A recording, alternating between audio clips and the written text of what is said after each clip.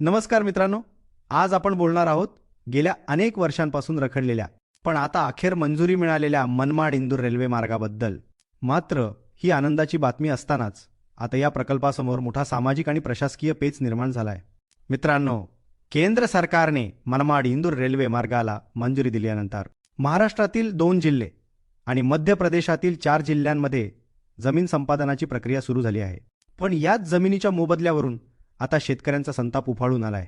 विशेषतः मालेगाव नांदगाव तालुक्यातील शेतकऱ्यांचा आरोप आहे की रेल्वे प्रकल्पासाठी संपादित केल्या जाणाऱ्या जमिनींचा मोबदला सध्याच्या बाजारभावाच्या तुलनेत अत्यंत कमी आहे।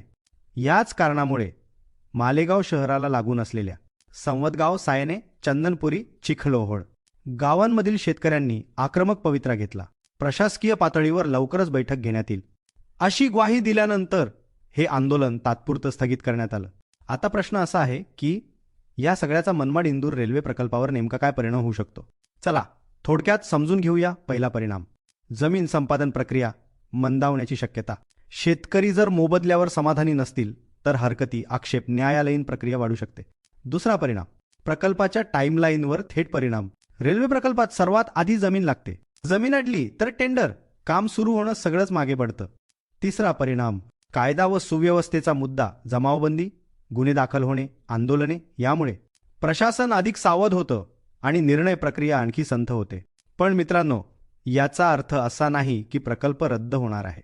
मात्र शेतकऱ्यांना न्याय्य मोबदला आणि प्रशासनाला संवादातून तोडगा, हे 2 मुद्दे जर वेळीच हाताळले नाहीत तर हा प्रकल्पही इतर अनेक प्रकल्पांसारखा मंजूर पण रखडलेला असा ठरू शकतो। आता प्रश्न तुमच्यासाठी, शेतकऱ्यांची मागणी योग्य आहे का? सरकारने मोबदला वाढवायला हवा का? की आंदोलनामुळे विकास कामांना अडथळा येतोय?